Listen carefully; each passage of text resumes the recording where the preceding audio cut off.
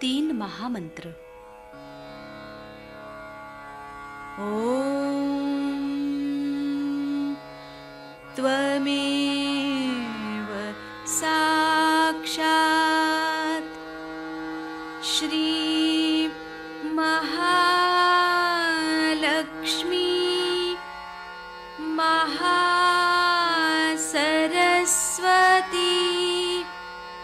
महाकाली त्रिगुणात्मिका कुण्डलिनी साक्षात् श्री आदिशक्ति माताजी श्री निर्मला देव्यै नमो नमः। ॐ त्वमेव साक्षात् श्री कल्की साक्षात् श्री आदिशक्ति माताजी श्री निर्मला देव्यै नमो नमः। ॐ त्वमेव साक्षात् श्री कल्की साक्षात् श्री सहस्रार स्वामिनी मोक्षप्रदायिनी माताजी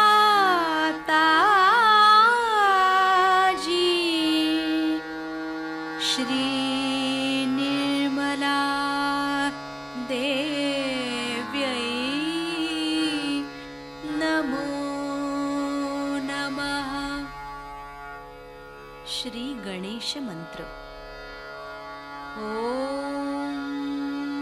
त्वमेव साक्षात् श्री गणेश साक्षात् श्री आदिशक्ति माताजी श्री निर्मला देव्यै नमो नमः।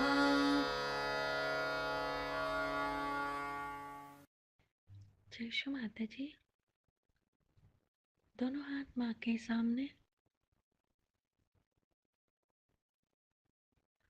अपने हृदय में श्री माता जी को देखेंगे। माँ की छवि को अपने हृदय में स्थिर करते हुए परम पूजनीय श्री माता जी, हमारे इस हृदय को स्वच्छ एवं पावन कीजिए।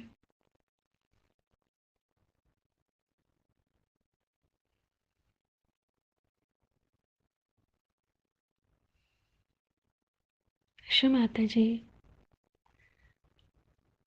हम सभी अज्ञानी हैं।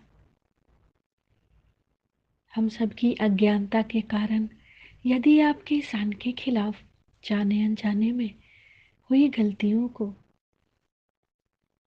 आप ही क्षमा कर सकती हैं।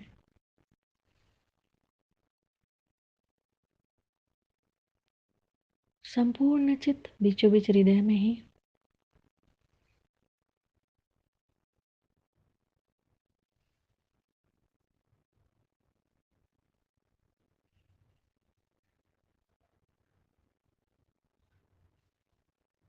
दोनों हाथों पे अपनी आंखों में श्री माता जी को रखते हुए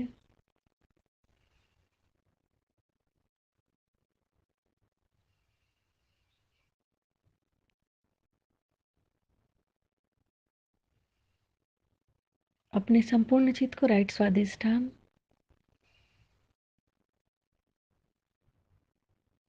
श्री निर्मल चित्त मंत्र ओम त्वमेव साक्षात् श्री निर्मल चित्त साक्षात् श्री आदि शक्ति माता जी श्री निर्मला देव्यै नमो नमः।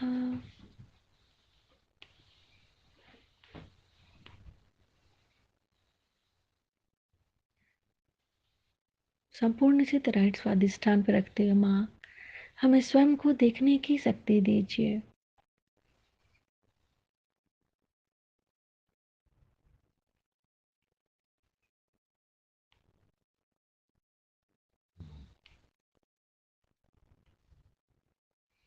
अपने संपूर्ण चित्त को नीचे से ऊपर पिंगला नाड़ी पे, क्षमा माता जी हमारे पिंगला नाड़ी में जो भी अतिरिक्त सोच है उसे शांत कीजिए।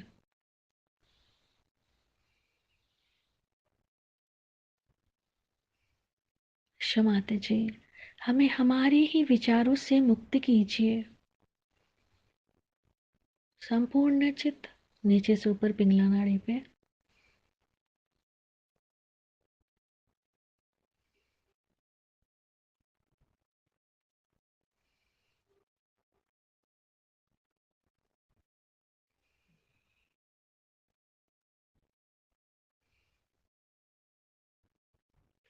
अपने संपूर्ण चित्त को दोनों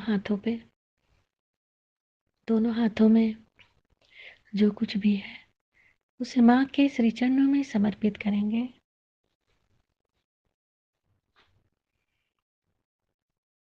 क्षमा माता जी हमारे समर्पण को स्वीकार कीजिए।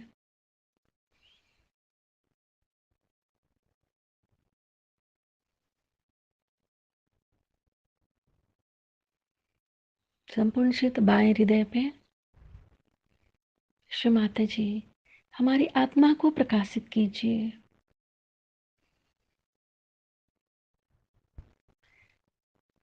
हमारी आत्मा में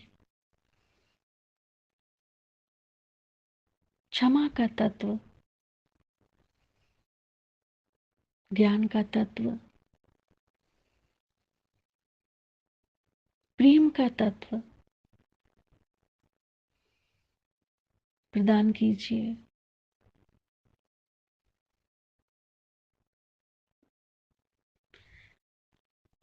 संपूर्ण चित्त बाएं विशुद्धि पे, क्षमा माता जी हमारी विशुद्धि को शांत कीजिए।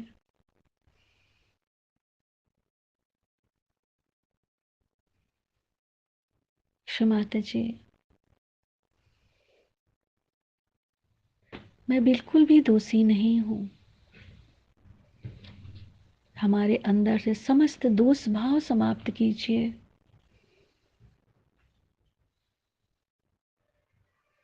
फ्रंट आज्ञा, बैक आज्ञा,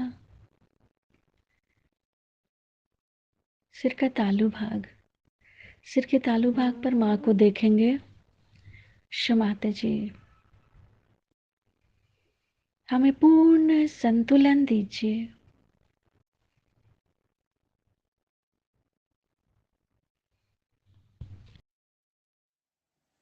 प्रेम की तो कोई भाषा नहीं होती है जो प्रेम के बारे में कुछ कहा जाए।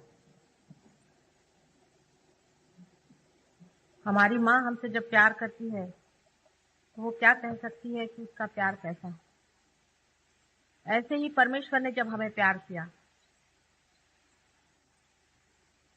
जब उसने सारी सृष्टि की रचना की है, तब उनके पास भी कोई शब्द नहीं थे कहने के लिए। मनुष्य ही जब अपने निमित्त को, अपने इंस्ट्रूमेंट को पूरा कर लेता है, तभी भाषा का अवलंबन होकर के हम लोग प्रभु की कुछ स्तुति कर सकते हैं। आज के लिए कोई विशेष विषय या सब्जेक्ट इन लोगों ने मुझसे बताया नहीं, क्योंकि 3 दिनों में पूरी बात कहने की है। आज उत्पत्ति पे मैं कुछ कहूँ।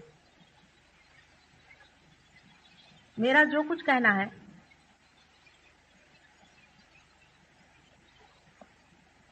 वो हाइपोथेटिकल है। हर एक साइंस में पहले हाइपोथेसिस होता है। हाइपोथेसिस का मतलब है कि अपनी जो कुछ खोज है उस खोज के बारे में उसकी विचारणा जनसाधारण के सामने रखी जाती है। उसके बाद देखा जाता है कि जो कुछ कहा गया है उसमें सत्य कितना है, फैक्ट कितना है, फैक्चुअल कितना है। जिस दिन वो चीज सिद्ध हो जाती है उसी दिन उसे लोग साइंस के कायदे या लॉ समझते हैं। उसी प्रकार मेरा सारा कहना ही आप लोगों के लिए, अधिकतर लोगों के लिए बिल्कुल हाइपोथेटिकल है, लेकिन उसकी सिद्धता भी हो सकती है और दिखाई जा सकती है। इसके अलावा आदिकाल से अनेक दृष्टों ने जिसको देखा है, जिसे जाना है और किताबों में लिख रखा है, उससे भी उनकी पुष्टि हो सकती है। किंतु जो कुछ भी लिख दिया है उसकी पुष्टि सिर्फ पढ़ने से या किसी को मान लेने से नहीं होती है, किंतु उसका अनुभव स्वयं से ही होना चाहिए। आज सृष्टि की उत्पत्ति की बात मैं आपसे कुछ करना चाहती हूँ। प्रथम का दिवस है और उसका सहज योग से क्या संबंध है वो भी बताना होगा।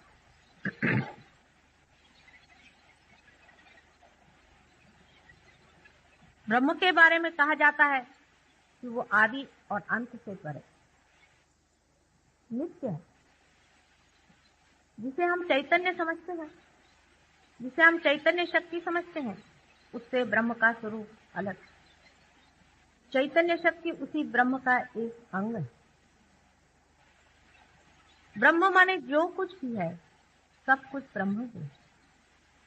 जैसे एक बीज ही सब कुछ पेड़ होता है, जैसे एक ही बीज में से पूरा पेड़ की पेड़ और अनेक अनंत पेड़ निकलते रहते हैं और फिर से वही पेड़ जाकर बीज में खत्म हो जाता है, उसी प्रकार ब्रह्म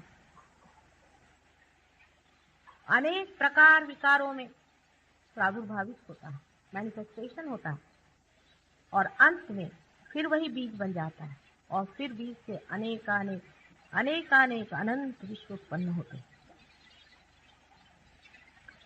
जैसे कि एक पेड़ का बीज होता है, ऐसे ही ब्रह्म का भी बीज समझ लीजिए, जिसे हम ब्रह्म बीज कहें। हर एक बीज की अपनी सृजन शक्ति होती है। हर एक बीज सृजनात्मक होता है। इसी प्रकार ब्रह्म की जो सृजन शक्ति है वही ब्रह्म और उनकी ब्रह्म शक्ति के नाम से जाना जाता है।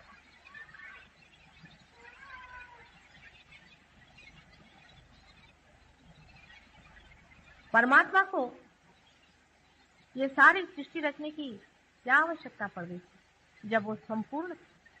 मनुष्य कितना भी संपूर्ण हो जाए, जब तक उसका एक बच्चा नहीं हो जाता उसे आनंद नहीं आता।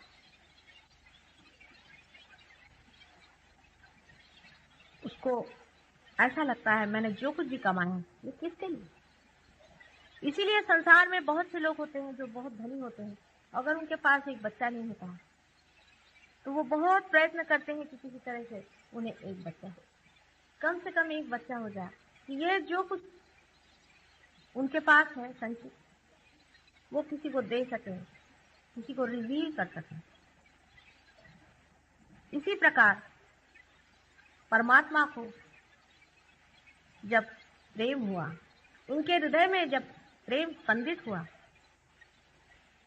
उसी वक्त उनके अंदर से बहने वाली उनकी शक्तियां संचित होकर के आद्य शक्ति या ब्रह्म शक्ति स्थापित हो गई।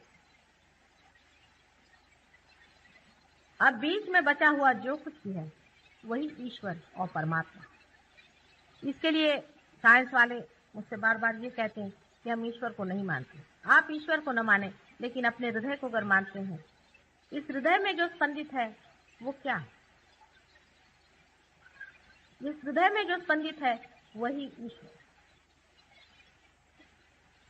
जो परमात्मा है, वही आत्मा स्वरूप हमारे अंदर हृदय में स्पंदित है और हर समय हमारा साक्षी, हमारे हर एक कार्य का वो साक्षी है और हर एक चीज वो देखता है। वही आत्मा है, उसी को लोग स्पिरिट कहते हैं, स्पिरिचुअल कहते हैं, उसी को लोग सोल,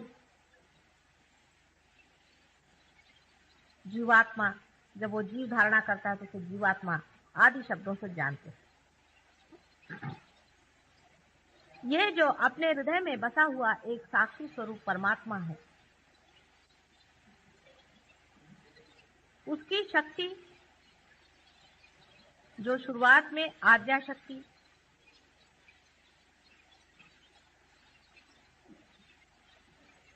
सारे सृष्टि की रचना करने के लिए सुसज्ज होती है, उस वक्त उसमें 3 तरह से परिवर्तन आते हैं या वो अपने को परिवर्तित करती है। पहले तो उसे ये इच्छा होती है कि मुझे बच्चा होना चाहिए, सृष्टि होनी चाहिए, क्रिएशन होना चाहिए। इस इच्छा के कारण ही वो अपने अंदर तमोगुण धारणा करती है। इसके बारे में भी पहले मैंने आपको बताया हुआ है कि वो किस दिशा में चलती हैं और किस तरह से होता है। ब्लैक बोर्ड तो यहाँ ये लोग कह रहे हैं कुछ व्यवस्था नहीं हो पाई।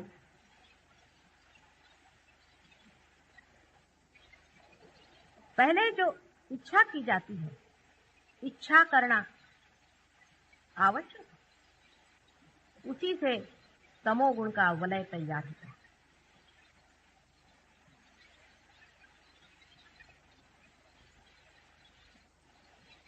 सारा वलय बिंदु मात्र जो आद्या शक्ति है उसके गति से, मूवमेंट से होता है। आपको आश्चर्य होगा कि एक बिंदु जब घूमकर अपनी ही जगह आना चाहता है तो उसका वलय पैराबोलिक होता है। आइंस्टीन आजकल कहते हैं कि हर एक चीज की मूवमेंट पैराबोलिक होती है। अपने यहाँ शिव जी के मंदिर में आपने देखा होगा कि शिव शक्ति जो होती है उसका भी वलय पैराबोलिक होता है। आइंस्टीन अब कह रहे हैं कि जो चीज भी घूमती है वो पैराबोलिक घूमती है। उसी हिसाब से ये भी कहना चाहिए कि जो प्यार है वो भी पैराबोलिक घूमता है और द्वेष भी पैराबोलिक घूमता है। माने जहां से जाता है वहीं लौट करके वापस घूम कर आ जाता है। इसी गति को पैराबोलिक कहते हैं।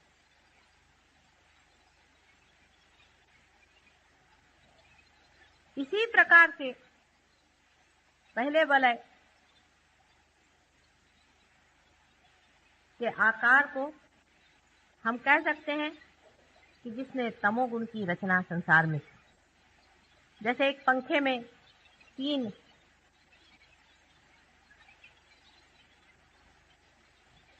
पत्रे जोड़े जाते हैं, उसी तरह से अगर आप कल्पना कर सकें तो पहले एक पैराबोलिक गति का चलना हुआ। दूसरे, जब कोई चीज की इच्छा की जाए तो उसके लिए कुछ कार्यान्वित होना पड़ता है, कुछ कार्य करना पड़ता है, बगैर कार्य के नहीं हो सकता। तो एक्टिवेटिंग फोर्सेस आए जिससे रजोगुण की स्थापना हुई। उन्होंने दूसरी जो मूवमेंट की, दूसरा जो पैराबोलिक मूवमेंट किया, उसके कारण रजोगुण की स्थापना हुई। और जो एक्टिविटी हुई, जो कार्यान्वित हुई, तो इच्छा ये हुई कि अब अपना प्यार उंडेल दें उस क्रिएशन, अपना प्यार उस सृजन किए हुए अपने बच्चे पर उंडेल दें।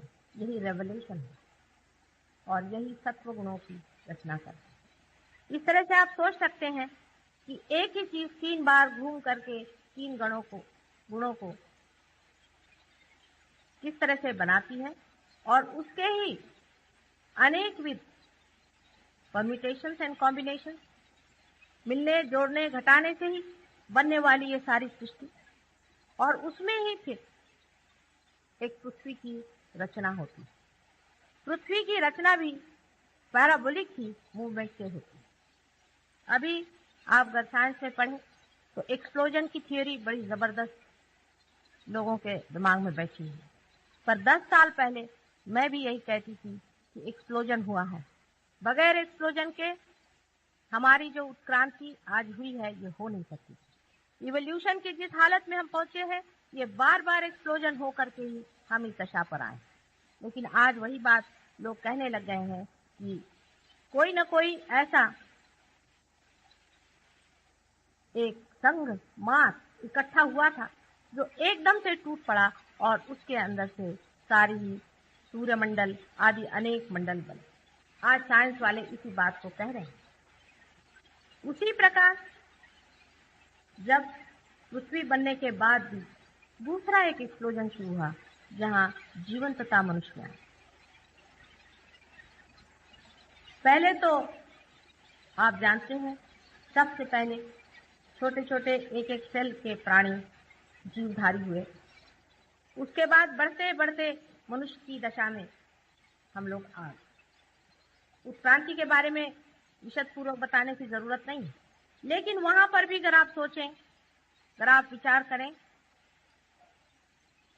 नुदुआ नाम का एक बड़ा भारी बायोलॉजिस्ट है, उसने लिखा हुआ है कि मनुष्य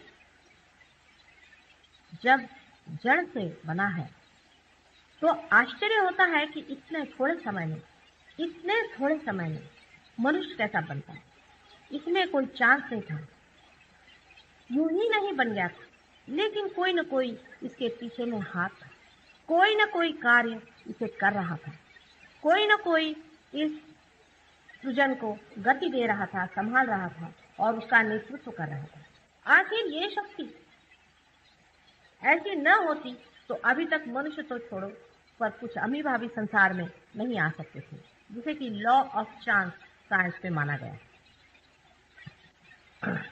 ये बायोलॉजिस्ट परमात्मा की बात तो करते नहीं है, लेकिन हाँ ये जरूर उन्होंने कहा है कि ऐसी कोई व्यक्ति तो हम समझ नहीं पाते, लेकिन ये जो शक्ति है ये जरूर ऐसी कोई न कोई शक्ति है जिसने ये सृष्टि की रचना की थी। इतना भी उनका कहना बहुत। अब जब मनुष्य खड़ा हो गया और सृष्टि की ओर उसने नजर की तो वो अपने को भी जानवर से अलग पाता है। हम लोग ये सोच नहीं पाते कि हम जानवर से कितने अलग हैं। हम ये समझ ही नहीं पाते हैं कि हम में और उनमें महदंतर है। और जब हम ये भी सोचते हैं कि हम उन्हीं से इवॉल्व हुए तो आश्चर्य होता है कि हम इनसे इवॉल्व कैसे हो सकते। कोई आश्चर्य की बात नहीं है। अगर आप ये सोचें कि हम लोग वायुयान से कभी भी चंद्रमा पर नहीं पहुंच सकते। एक 25-30 साल पहले तो हम लोग सोच भी नहीं सकते थे कि हम चंद्रमा की ओर जाएं। कोई ऐसी बात सोचता तो लोग हंसते कि क्या बेवकूफी की बात कर रहे हैं, ऐसा हो ही नहीं सकता, असंभव की बात समझी जाती थी। आज मनुष्य जो चंद्रमा पर भी पहुंच गया है वो भी एक्सप्लोजन की ही थ्योरी पर पहुंचा। आपने देखा होगा कि जो स्पेसक्राफ्ट आकाश में छोड़े जाते हैं उनमें 4 तरह के एक्सप्लोजन लगाए जाते हैं। पहले एक्सप्लोजन से वो कुछ हद तक चले जाते हैं, समझ लीजिए उनकी गति अगर 10,000 मील होती हो तो दूसरे एक्सप्लोजन से उसके 10 गुना उसकी गति कर देते हैं। तीसरे एक्सप्लोजन से उसकी 10 गुना गति हो जाती है और चौथे एक्सप्लोजन से फिर 10 गुना हो जाती है। अगर एक्सप्लोजन बीच में न हो तो एक ही गति से वो कभी भी चंद्रमा पे नहीं पहुंच सकते। वही चीज मनुष्य के उत्क्रांति के मामले में हुआ है कि वो एक गति से दूसरी गति में आने के लिए कुछ न कुछ बड़ा भारी एक्सप्लोजन हुआ और उसी के कारण आज मनुष्य इतने से थोड़े से समय में ही, बहुत ही थोड़े समय में, आश्चर्यजनक थोड़े से समय में ही आ करके और इस स्थिति में पहुंच गया है जहां वो बहुत कुछ समझ सकता है और बहुत कुछ जान सकता है, लेकिन अब भी उसे बहुत जानने का, बहुत कुछ उसे जानने का। हमारे हृदय में, मैंने आपसे पहले ही कहा था कि हमारे हृदय में जो स्पंदन हो रहा है, ये कौन सी शक्ति के मारे हो रहा है? ये अगर आप डॉक्टर से पूछें, बड़े पढ़े लिखे डॉक्टर से पूछें, तो आपको इसका उत्तर सिर्फ एक ही देंगे कि इसकी एक संस्था है जिसको हम स्वयं चालित संस्था ऑटोनॉमस नर्वस सिस्टम कहते हैं। इससे अलावा आगे नहीं जा, मनुष्य इससे आगे नहीं जा पा रहा है। सिर्फ इतना ही कहता है इसका ये नाम। अगर हम कल कहें कि हमारे देश की राज्य व्यवस्था कैसे हो रही है, तो हम सिर्फ नाम दे दें कि इसमें एक गवर्नमेंट ऑफ इंडिया नाम की संस्था है और वो ये कार्य कर रही है, तो ये कोई बड़ा साइंटिफिक जवाब तो नहीं है, क्योंकि वो संस्था क्या है, वो कैसे कार्यान्वित है, वो कैसे चल रही है, इसके बारे में तो कुछ जाना ही नहीं। फिर आपने सिर्फ नाम देने से सबका तो मुंह ही बंद कर दिया। सिर्फ नाम देने के लिए ही तो सारे साइंस की उत्पत्ति नहीं हुई है, किंतु ये बताने के लिए कि ये शक्ति, ये सृष्टि, ये सृजन, ये सब क्यों, कहाँ, कैसे हो। लेकिन साइंस वहां तक शायद कभी पहुंच पाए या न पहुंच पाए। आप लोग पहुंच सकते हैं। साइंस की दृष्टि अत्यंत एनालिटिकल है, केंद्रीकरण है। यानी आप जानते हैं कि एक हाथ के लिए एक डॉक्टर होता है, दूसरे हाथ के लिए दूसरा डॉक्टर होता है। संपूर्ण समग्र ज्ञान साइंस से आना बहुत है। जैसे कि एक पेड़ में बहुत से फूल खिले हुए हैं और हर एक फूल को देख रहा है और उसके बारे में जांच पड़ताल कर रहा है, और कोई कह रहा है कि इसका रंग पीला होता है, कोई कह रहा है नीला होता है, लेकिन कोई अगर उस चैतन्य में या उस रस में जिससे कि सारी ही सृष्टि उस पेड़ की हुई है उतर सके, तो वो बता सकता है। जबकि वो स्रोत पे पहुंच जाए, सोर्स पे पहुंच जाए, तो वो बता सकता है इसकी सृष्टि कैसी, ये अलग अलग फूल क्यों हैं, इनके अलग अलग रंग क्यों हैं, ये पत्तियां अलग अलग क्यों हैं, क्योंकि आपने उसका जड़ पकड़ा।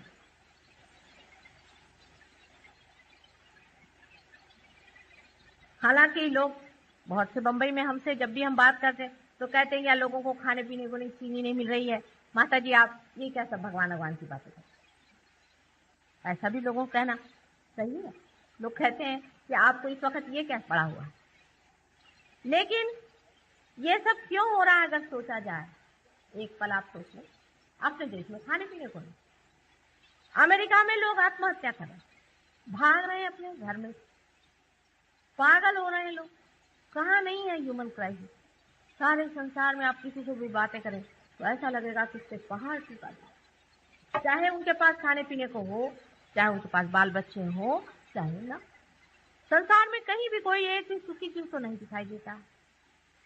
अगर यही बात है कि सिर्फ खाने पीने ही से आप सुखी होने वाले हैं, तो जो लोग अत्यंत सुखी इस मामले में हैं, वो भी मुझे कभी भी सुखी नहीं दिखाई। क्या कारण है कि वो भी, क्या वजह है कि वो भी मानो टूटे से चले जा रहे हैं, खत्म हुए से चले जा रहे हैं।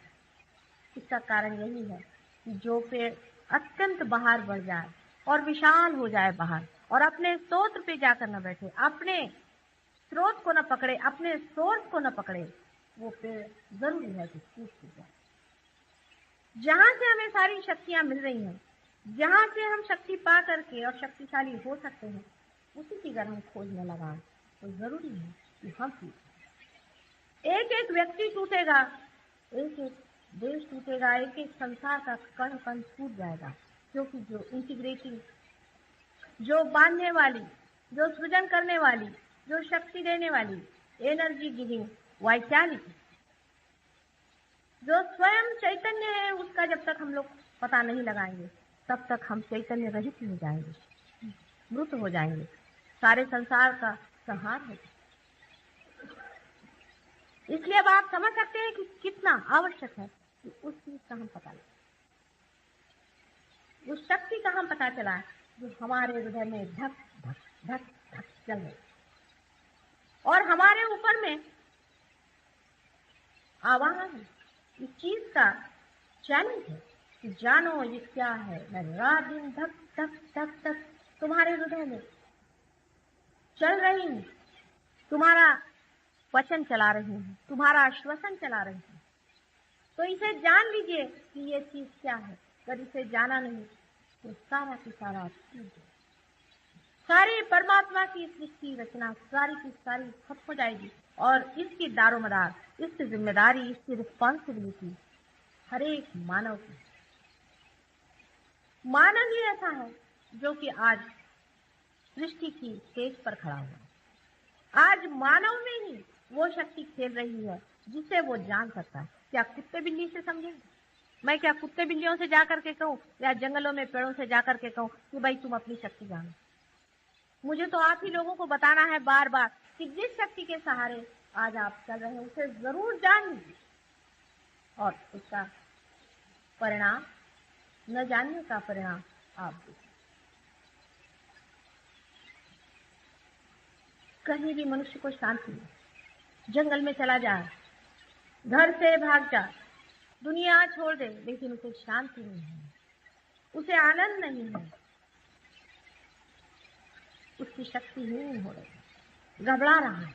वजह क्या? साधारण तरह से समझाया जाए तो ऐसे समझा सकते हैं कि आपके अंदर जो पेट्रोल भरा गया है, जिस शक्ति का पेट्रोल भरा गया है, वही आप खत्म करेंगे अपनी कार्य शक्ति से। करना ही चाहिए, कार्य करने ही के लिए शक्ति है, पेट्रोल खर्च करना ही चाहिए। पेट्रोल अगर भरा गया है उसको खर्च नहीं करिएगा तो आप भी व्यर्थ है, जरूर। लेकिन फिर से पेट्रोल भरने की व्यवस्था आवश्यक होनी चाहिए। जब बच्चा 3 साल का हो जाता है तभी उसके पेट्रोल का जो सर का जो बुच होता है वो बंद कर दिया जाता है, उसको बंद कर दिया जाता है और वो तोड़ दिया जाता है उस शक्ति से जो उसके अंदर भरती है। इसी को हम कुंडलिनी शक्ति कहते हैं। कुंडलिनी शक्ति के बारे में आपने हजारों चीजें पढ़ी होंगी, सुना होगा, लेकिन मेरी स्वयं की धारणा है कि बहुत ही कम लोगों ने इसके बारे में जाना। जो कुछ लिखा है पढ़ लिख करके, इधर उधर देख देख करके जिन्होंने लिखा है, तो कोई लिखना नहीं। आप लोग अगर कभी हमारे ध्यान वगैरह में आए तो हम आपको दिखा सकते हैं कि कुंडलिनी का स्पंदन आपके अंदर होता है। आपकी पीठ से रीढ़ की हड्डी के नीचे के हिस्से में त्रिकोणाकार में कुंडलिनी का स्पंदन है। आप उसे देख सकते हैं, कोई हवाई बातचीत में नहीं कर।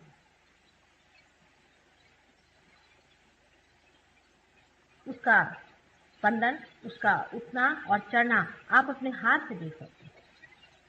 हमारे यहाँ भी बहुत से डॉक्टर्स पार हो गए हैं, साइकोलॉजिस्ट पार हो गए हैं, जिनको हम कहते हैं पार हो गए, मैं जिन्होंने इस शक्ति का कुछ अंदाज दिया।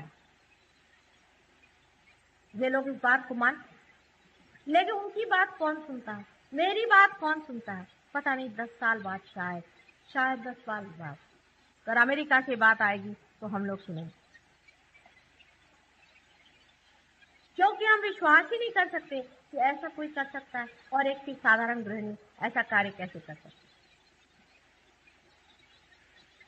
वास्तविक बचपन से ही मैं कुंडलिनी देखती थी और इसके बारे में सब कुछ जानती थी, लेकिन मैं ये नहीं समझ पाती थी कि मनुष्य का क्या सोचे, मनुष्य ऐसा क्यों है। मनुष्य नाटक देखते देखते ऐसा क्यों सोचता है कि वही शिवाजी महाराज वो नाटक खेल रहा है, ये क्यों भूला हुआ। छोटे बच्चे हैं, कोई खेल रखते तो खेलते हैं, उसके बाद सब फेंक देते, कोई भी उस खेल से चिपकते। और हम लोग किसी खेल को ऐसा समझते हैं कि वो हमारा ही खेल है। छोटे बच्चे भी मकान बनाते छोड़ देते हैं, उसके बाद कुछ और इकट्ठा लेते उसको छोड़ देते हैं। मेरे ध्यान में बच्चे आते हैं, मुझसे पूछते हैं, माता जी आप डॉक्टर डॉक्टर क्यों खेल रहे हैं?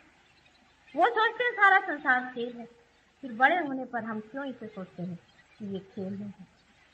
इतनी सीरियस होने की कौन सी बात? बड़ी अजीब सी बात है। बहुत दिनों से मैं मजाक बताती हूँ कि कुछ लोग प्लेन से जा रहे थे, अपने सर पे उन्होंने बोझा उठा लिया, तो किसी के समझ नहीं आया। उन्होंने कहा साहब आप ये क्या कर रहे हैं?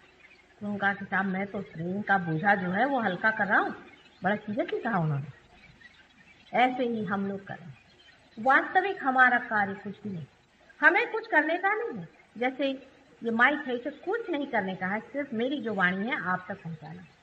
लेकिन अगर ये माइक समझे कि साहब मुझे को बोलने का है, तो मुझे तकलीफ होने लग जाती। और अगर ये बोलने लग जाए तो मेरा बोलना खत्म हो। हम कुछ करते नहीं हैं। जैसे ये उंगलियां अगर कभी सोचने लगे इसमें से एक उंगली कि मैं अलग हूं, मुझे कुछ कार्य विशेष करने का, ये उंगली इस शरीर से ही संबंधित है और उसी शक्ति पर चल रही है जिससे ये शरीर भी चला। ये उसी का पार्ट एंड पार्सल, उसी का एक अंग मात्र। अब ये कहना कि ये जो उंगली है ये अलग से ही कुछ हो गई है, हो सकता है ये उंगली बधिर हो गई, ऐसा सोच रही है। हो सकता है कि हम भी किसी कारण बधिर हो गए हैं या हट गए हैं उस शक्ति से थोड़ी देर के लिए। ये जितनी भी यहाँ बिजलियां जल रही हैं आप जानते हैं, इसमें एक ही शक्ति चल रही है। पर हो सकता है कि इसमें से एक बल्ब निकाल करके उसे एक अलग से एक बैटरी में लगा दिया जाए, जो बैटरी खुद ही इस बिजली से चार्ज। हो सकता है कि आप सब अपनी अपनी शक्ति लेकर किसी कारण अलग हो गए, और है ही मनुष्य के अंदर दो शक्तियां ऐसी चलती हैं, एक से तो वो भरता है और एक से इस्तेमाल करता है, जिसके कारण स्वरूप उसके अंदर में अहंकार और प्रतिहंकार, ईगो और सुपर ईगो नाम की दो संस्थाएं तैयार होकर के उसे पूरी तरह से ढक देती हैं, और उस कारण वह उस सब ओर फैली हुई ऑल परवेडिंग शक्ति से वंचित है। सिर्फ मुझे आपका यही खोल देने का है। जैसे ही ये खुल जाता है आप उस शक्ति को जानने लगते हैं और एकदम आपके अंदर शांति। इतना ही नहीं कि आपके अंदर शांति आ जाती है, पर समग्रता आ जाती है, इंटीग्रेशन। आप पूरी तरह से रिलैक्स। ये बहुत आवश्यक है, और जो भी आवश्यक होता है वो होता ही, होना ही पड़े। जैसे कि जब कोई चीज गिरती है तो हम हाथ उसको लगा ही देते हैं, ऐसे ही परमात्मा ने यह गिरते हुए संसार को बचाने के लिए ही सहज योग का आपके सामने में आविष्कार दिया है। सहज योग मेरा आविष्कार नहीं है, आविष्कार कोई सा भी हमारा होता ही है। जैसे अगर हम ग्रेविटी का पता लगाएं तो वो कोई हमारा आविष्कार नहीं है, ग्रेविटी तो वहां थी ही, उसका सिर्फ पता लगा लिया। जो आपके अंदर चीज है, जो आपका जन्मसिद्ध हक है, उसे मैंने पता लगा लिया है कि आप उस चीज को पा सकते। और बस इसी पता लगाने के लिए मैंने बहुत इसमें समय बिताया, और इसका पता लग, इसका पता आपको घर घर पहुंचाना होगा। इससे आप देखिए आपके सारे ही प्रश्न पूछे। विशेषकर आज का जो हमारा युवक वर्ग है, उसके और देख करके आप लोगों का जी घबराता कि इनको क्या हो गया, उद्ध्वस्त हो गया, जैसे कि इनकी कोई पकड़ ही नहीं रह गई, इन पर कुछ तो होना चाहिए। सहज योग के सिवा कोई इलाज नहीं, इनको ठिकाने नहीं। बच्चों पे तो सहज योग इतने जल्दी बनता है, इतने जल्दी बच्चे इसे पाते हैं। मैंने जब भी स्कूलों में ये व्यवस्था करी, और जब मैं गई हूँ, मैंने देखा कि 100 बच्चों में से 80 बच्चे हो गए। वही स्कूल के बच्चे जब बड़े हो जाते हैं, हाई स्कूल में जाते हैं, उनको जरा समय लगता है, उनमें यही संख्या 60-70 आ जाती। पर कॉलेज के बच्चे हिंदुस्तान के पता नहीं किस योनि से बने हुए हैं, ये बहुत मुश्किल काम, बहुत ही मुश्किल काम है। कुछ यूनिवर्सिटीज में लोगों ने मुझे इनवाइट किया, तो उनके वाइस चांसलर आकर कहले, माता जी आप मेहरबानी करिए, हम लोग की नाक कट जाए, ये बच्चे बिल्कुल बंदर जैसे, आपको नोट था। मैंने कहा बिल्कुल मेरे ऊपर तो छोड़ो, नहीं कहला हम नहीं करने देंगे। तो ऐसा मारा है इन्होंने, ऐसा किया है, संभल के रहे। हिप्पिज्म तो अमेरिका में आया है, लेकिन यहाँ जो आने वाला है उससे आप बच गए। उसकी ओर से अपनी दृष्टि हटा देने से कोई सा भी प्रश्न हल नहीं है। अगर आप वास्तविक अपने देश की उन्नति और देशों की भी भलाई के विचार से कभी भी सोचते हो तो ये सोच लीजिए कि सारे दारो मदार इन युवकों का, इनको सहज योग से ही ठीक करना पड़ेगा। सहज योग माने परमात्मा का प्रेम, और ये सिर्फ वही कर सकता है जो स्वयं रियलाइज, जो स्वयं उस प्रेम से प्लावित हो और जिसके अंदर की शक्ति बह रही है, वही ये कार्य कर सकते हैं। जितने लोग सहज योग में पाएंगे वही लोग अंत में सारे सृष्टि पर निर्भर हैं। पर ऐसे हैं कि बड़े कठिनाई से, आपको आश्चर्य होगा, 5 साल बहुत मेहनत करने के बाद बंबई में असल में जिसको कहना चाहिए रियलाइज 1000 आदमी है। बड़ी मुश्किल, वो भी साइज वो इतना नहीं, और उसमें से कोई 11 आदमी ऐसे हैं कि जो दूसरों को पार करते। अमेरिका में बहुत जल्दी लोग पार हो जाते हैं, लेकिन साइज तो कठिन है उनका। रोज ही वो लोग गुरु बदलते हैं, रोज ही वो कुएं खोदते हैं, सोचते नहीं, समझते नहीं, इसकी गहराई को मापते हैं। ये कितना अत्यावश्यक है उसे हम जानते हैं, इसकी कितनी जरूरत है उसे हम समझते नहीं। जिस वक्त हम इसे समझ लें, वो क्षण हमारे देश के लिए क्या, सारे विश्व के लिए बड़ा ही भाग्यशाली है। हमारा चिल्लाना तो बना ही रहेगा, हमारा कहना तो बना ही रहेगा। एक माँ है, पुकार पुकार के अपने बच्चों से कितना समझे, लेकिन भूख भी तो लगनी चाहिए। अगर बच्चों को भूख ही नहीं है तो उनके सामने क्या दौड़ दौड़ के पैर पड़ पड़ के कहा जाए। जो लोग पार हो जाते हैं, जो इस शक्ति से परिपूर्ण हो जाते हैं, उनको कोई भी बीमारी नहीं आती, और आने पर भी वो उसे ठीक कर सकते हैं, क्योंकि ये ज्ञान भी न दिया जा सकता कि इस बीमारी को इस शक्ति से कैसे किया। आपके हाथ में से धीरे धीरे बहने वाली ये जो लहरियां हैं, जिसे कि चैतन्य लहरी आदि, बहुत पहले से कहा गया, आदि शंकराचार्य ने भी अपनी किताबों में लिखा हुआ है, लेकिन उनको आजकल पढ़ता कौन। इस लहरियों से ही आप दूसरों का भी भला कर सकते हैं, अपना तो भला हो ही जाए। ऐसे लोगों को निरोगी बनाता है, ऐसे लोग दूसरों को निरोगी बनाते हैं और दीर्घायु। इतना ही नहीं कि आयु ज्यादा होती, लेकिन आनंद में रहते। इतना ही नहीं कि आनंद में रहते हैं, लेकिन उनके अंदर में कलेक्टिव कॉन्शियसनेस, जिसको कि हमें कहना चाहिए समचेतना, इसका कोई आज तक कोई आविष्कार ही नहीं है। लोग जानते ही नहीं कि समचेतना की कहने वाले, जैसे युंग ने बहुत बार समचेतना पर कहा है, लेकिन कोई साफ साफ बात नहीं। आप अगर ध्यान में आकर इसे पालें, मेडिटेशन में आकर इसे पालें, तो आप समझ जाइएगा कि समचेतना हम क्या कहते हैं। इसका अर्थ सिर्फ यही है कि आपके अंदर जो चेतना है उसे हम जान रहे हैं, आपके अंदर की कुंडलिनी को हम समझ रहे हैं, और जब हम आपकी कुंडलिनी धीरे धीरे अपने प्यार से उठा रहे हैं, तब उसकी रुकावटें भी हम समझ रहे हैं और उसको भी हम हटा रहे हैं। यहाँ बैठे बैठे आप निक्सन की कुंडलिनी देखें, आश्चर्य की बात, लेकिन देख सकते, देखते ही साथ आप समझ सकते हैं कि किस परेशानी में वो बैठे हैं, उनको क्या तकलीफ है, कहाँ रुकावट है, चैतन्य कहाँ रुका। यह कोई बायस चीज नहीं होती, कोई एक विचार से नहीं कि किसी को आप नफरत करते हैं, किसी से आपको दुश्मनी नहीं, ये नहीं, कि सोचते हैं आप सोचते हैं कि उसको किस तरह से दे दें। देते ही साथ वो जो जिसे आप दे रहे हैं उसका भला ही है, उसका हित ही होगा, अहित नहीं होगा। इससे बढ़ के और कोई जन सेवा और समाज सेवा भी नहीं, क्योंकि इसमें मनुष्य करते वक्त ये नहीं सोचता है कि इस हाथ से इस हाथ का हम कुछ भला करें। ये तो दोनों हाथ जब एक ही हो गए और इसमें जब दर्द हुआ तो अपने आप ऑटोमेटिकली आप इसको ठीक है। सहज योग यानी क्या है, इसका अर्थ क्या है, इसके लिए आगे कैसे बढ़ना चाहिए, इस पर मैं कल बताने वाली हूँ। लेकिन आज मैंने यही भूमिका बांधी है कि सहज योग के सिवा संसार का तारण नहीं, सैल्वेशन नहीं।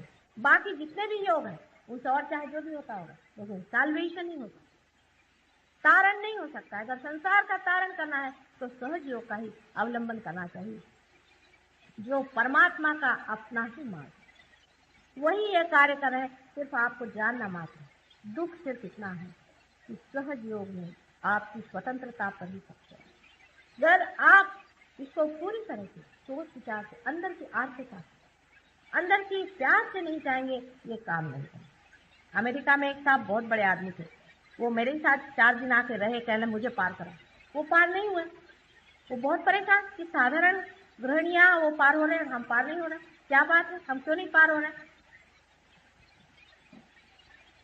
तो मैंने उनसे कहा कि आप नहीं पार हो रहे, इसका कारण मैं नहीं हूँ, इसका कारण आप हैं। मैं तो प्रयत्नशील हूँ कि इसको पार करूँ, उनको पार करूँ, लेकिन इसका कारण मैं नहीं हूँ कि आप पार नहीं हो। वो पूछने लगे कि फिर कारण क्या। मैंने कहा कारण ये है कि अंदर से वो प्यार जगा, वो आर्तता जगी नहीं जो अपने प्रति भी होनी चाहिए। जिस दिन वो प्यार जग जाएगा तो स्वयं ही पार हो जाएगा। दूसरे दिन सवेरे 4 बजे नहा करके वो बैठते और पट से पार हो। ये हो जाता है, जिसमें में बहुत ही अद्भुत, लेकिन है ही अद्भुत, लेकिन बहुत कुछ अद्भुत संसार में होता है। उसी तरह से ये भी कुछ गर्भवती होना है तो उसे स्वीकार कर, उसको अपनाना है, उसके बारे में शंका कुशंका करने से कुछ भी कार्य। आज उत्पत्ति से लेके मनुष्य तक पहुंचा दिया है आप लोगों को, और मनुष्य से मनुष्य को आगे कहाँ जाना है उस और भी इशारा है। लेकिन हमारे इशारे करने से भी और कहने से भी कार्य नहीं हुआ। आपके अंदर ये मांग है या नहीं, आप इसे चाहते हैं या नहीं, आप अपनी शांति को पूरी हृदय से चाहते हैं या अभी भी कहीं जड़ता में ही फंसे। इस पर बहुत कुछ निर्भर है। कल सहयोग माने क्या, सहयोग से कैसे प्राप्ति होती है, आदि विषयों पर मैं आपके सामने विस्तार पूर्वक कहूँ। आज सबका विचार ये भी था कि ध्यान करे बगैर तो कुछ माता जी के भाषण में अर्थ नहीं, और सच बात, ध्यान तो होना ही है। जिन लोगों को ध्यान में जाना हो और इसे प्राप्त करना हो वो लोग रुक जाएं, थोड़ी देर में ध्यान भी होगा, और ध्यान के बाद हम देखेंगे कि कितने लोग कुछ पा सकते हैं। कल सवेरे इन लोगों ने ध्यान का 9:30 बजे प्रोग्राम रखा है, वो भी आप लोग अटेंड करें। जो लोग आज पार हो जाएंगे वो भी, और नहीं होंगे वो भी, क्योंकि परमात्मा के लिए थोड़ा समय देना चाहिए। हम तो परमात्मा के लिए समय ही नहीं जोड़ पाते। हमारे पास सारे संसार के लिए, सिनेमा में जाएंगे 3 घंटे बैठे, लेकिन परमात्मा के लिए हम कितने घंटे देते हैं। हाँ, वही टाइम देते हैं जिसमें कि हम कुछ कर रहे हैं, माने या तो पूजा करें या उसको याद करें, उससे कोई फायदा नहीं।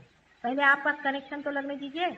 आपका कनेक्शन ही लगा नहीं है, बगैर कनेक्शन लगाए हुए आप किसे याद करें और किसी के बुला रहे हैं। आप लोगों में से जो भी ध्यान में जाना चाहें वो थोड़ी देर के लिए रुक जाओ, लेकिन जिनको नहीं जाना हो वो अभी पहले चले जाओ। दूसरों को डिस्टर्ब करना नहीं चाहिए ध्यान के वक्त, क्योंकि जो दूसरे बैठे हैं वो आर्थ हैं, वो परमात्मा के खोजने वाले हैं, उनकी इज्जत करें। और बाद में ध्यान में उसको जाना नहीं होगा। करीबन ध्यान को भी 20-25 मिनट लग जाएंगे, ध्यान में हम देखेंगे। और जिनको जाना हो वो अभी चलेगा। ये रियलाइज लोग कहते जरा मागे बसले तर जास्त फायदा हो, मध्ये बसू नका। जो लोग रियलाइज हो गए वो पीछे की ओर बैठे।